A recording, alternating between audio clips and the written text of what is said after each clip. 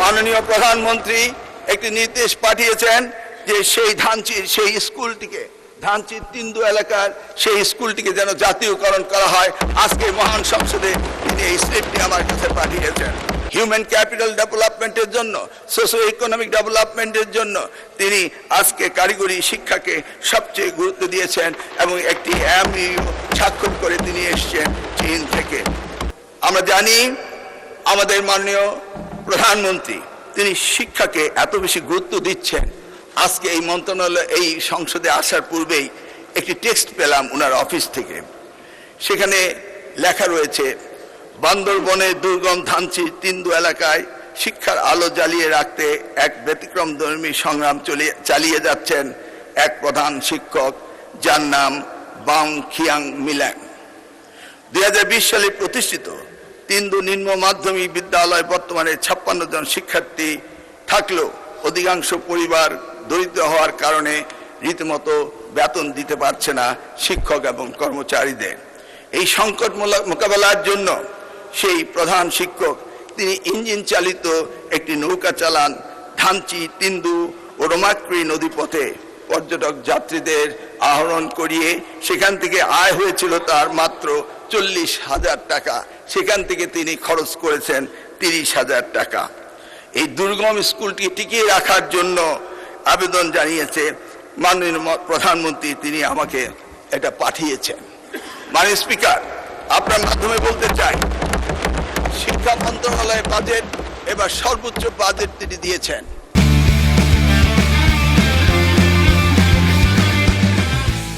যা বাজেটের GDP 2%, যা আমরা ইতিপূর্বে কখনো পাইনি।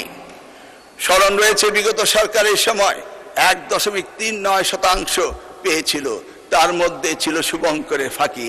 ICT মন্ত্রণালয় এবং রূপপুর বিদ্যুৎ কেন্দ্রের জন্য সেই বাজেট থেকে টাকা দেওয়া হয়েছিল। আমরা পেয়েছি 1,36,000 কোটি টাকা। সেই টাকা থেকে আমরা অবশ্য কিছু কিছু টাকা, প্রায় 13,000 টাকা বিভিন্ন মন্ত্রণালয়ে শিক্ষার খাতে দিয়ে থাকি। আমরা এই পার্বত্য চট্টগ্রাম বিষয়ক মন্ত্রণালয়কে 107.24 কোটি টাকা দিয়ে থাকি। আশা করি সেখান থেকে তারা এই টাকাটি খরচ করত, কিন্তু করেনি। দৃষ্টি পড়েছে আমাদের মাননীয় প্রধানমন্ত্রী। তিনি এমন একজন প্রধানমন্ত্রী, তিনি সবসময় শিক্ষাকে নিয়ে চিন্তা করেন এবং সেই জন্য শিক্ষায় আমরা সবচেয়ে বেশি বাজেট পেয়েছি। আগামীকাল বিকেল 2টার সময় চিন্মৈত্রী সম্মেলন কেন্দ্রে এই স্টার্ট আপ ইনোভেশন শোকেসের উপর একটি অনুষ্ঠান হতে যাচ্ছে। এই অনুষ্ঠানটিতে আমি আপনার মাধ্যমে সকলকে দাওয়াত দিচ্ছি। আপনারা সেখানে গেলেই দেখতে পাবেন যে আমাদের দেশের এই শিক্ষার্থীদের কি ধরনের উদ্ভাবনা শক্তি রয়েছে।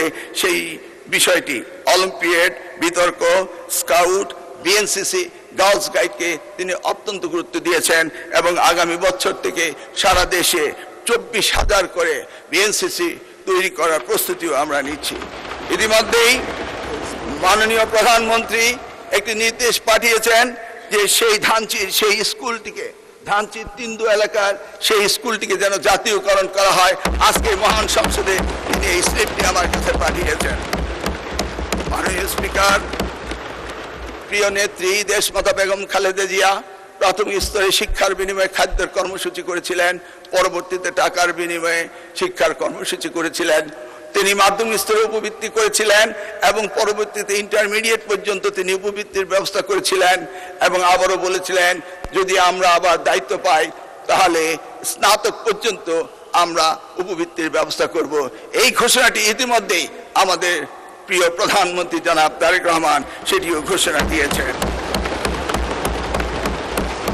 উচ্চতর শিক্ষার জন্য এই যে তিনি ঘুরে আসলেন, চীন সফর করে আসলেন, আপনারা জানেন সেখানে গিয়েও তিনি শিক্ষার উপরে MOU সাইন করেছেন এবং সবচেয়ে গুরুত্ব দিয়েছেন তিনি টিবেটে। আমরা জানি আশরাফুল মুখলুকাত সৃষ্টি সেরা জীব আমরা। বাংলাদেশ মানব সম্পদে ভরপুর।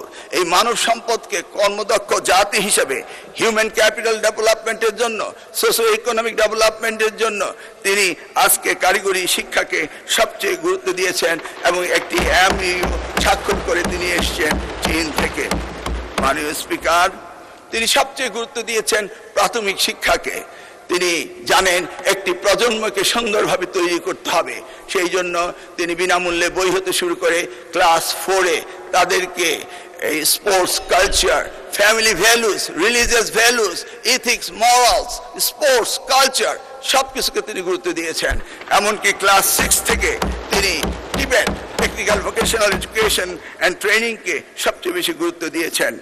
তিনি বিদ্যালয় কর্তৃক শিক্ষার্থীদের উপ আনুষ্ঠানিক শিক্ষার ব্যবস্থা করেছেন। তিনি একদিন বলছিলেন, আমি যখন ইংল্যান্ডে ছিলাম তখন দেখতাম বাচ্চারা কি সুন্দর ড্রেস পরে তারা স্কুলে আসে যায়।